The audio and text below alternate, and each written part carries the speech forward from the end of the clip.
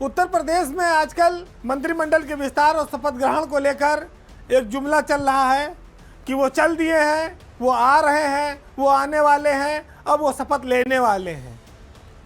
भाजपा के सहयोगी और लगातार बेबाक बोलने वाले ओम प्रकाश राजभर के लिए भी हर बार एक नई तारीख आती है।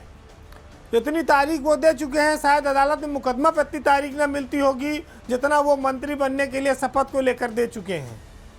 लेकिन उनके सितारे हैं कि वो गर्दिश से बाहर निकल ही नहीं पा रहे हैं।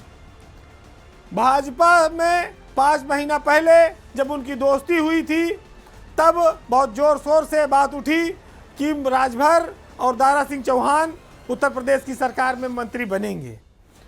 लेकिन उसके बाद चौहान ने इस्तीफा दे दिया, घोसी उपचुनाव घोषित हो गया और वहां पर तमाम मेहनत के बावजूद घोसी का उपचुनाव हार गई भाजपा।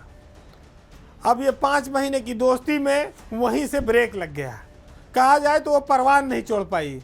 उसके बाद रोज एक नई तारीख आने लगी कि साहब अब मंत्रिमंडल विस्तार होगा, तब होगा। इसी बीच राजभर भी दावा करने लगे कि हम भी बनेंगे और दारा सिंह भी बनेंगे, चाहे हार गए हुए तो कहाँ से।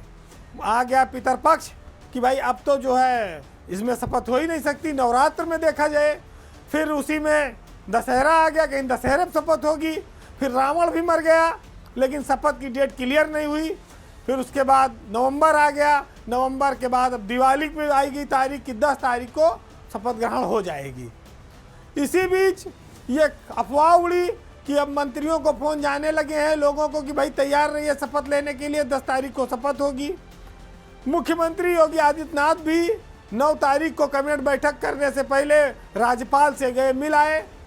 वो और हलचल बढ़ा गई कि अब तो निश्चित है कि शपथ ग्रहण हो जाएगा।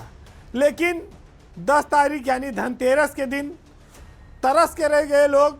धन की न चिंता थी, न माया की चिंता थी, शपथ की, और शपथ नहीं हुई। ऐसा क्यों हो रहा है, आप इस विश्लेषण में थोड़ा समझिए। लोगों का ये मानना है भाजपा में कि दारा सिंह चौहान जनमत हार चुके हैं। जनमत के विपरीत जाकर अगर उनको मंत्री बनाया जाता है तो इसका खामियाजा भाजपा को भोगना पड़ सकता है। यही वजह है कि शायद वह यह रिस्क लेना नहीं चाहती है। दूसरी ओर एक चर्चा यह आती है कि मुख्यमंत्री के स्तर पर दारा सिंह चौहान स्वाभाविक पसंद नहीं है। वो चुनाव हारे हुए हैं और उनके सरकार में आने से शायद जनता में नाराजगी बढ़े। दिवाली में उन दावेदार सब निराश हो गए। दिवाली की रोशनी भी अच्छी नहीं लग रही है, मिठाई भी अच्छी नहीं लग रही है, लोग शुभकामनाएं दे रहे हैं वो भी अच्छी नहीं लग रही है, क्योंकि जिस कुर्सी की उम्मीद थी वो मिली नहीं। तमाम हलचलों के बावजूद मंत्रिमंडल के विस्तार को लेकर कोई तस्वीर साफ नहीं हो रही है।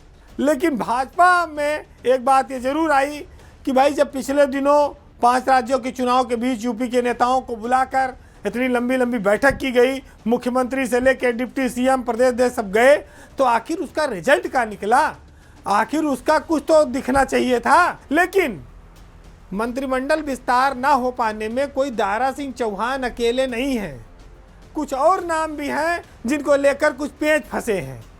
उसमें एक नाम है सिद्धार्थनाथ सिंह का, जिनको मंत्रिमंडल में शामिल करने के लिए कोशिशें हो रही हैं। एक और चर्चित नाम है, लखनऊ से भाजपा के विधायक हैं सरोजनी नगर से राजेश्वर सिंह, वो भी मंत्री बनने के प्रबल दावेदार हैं।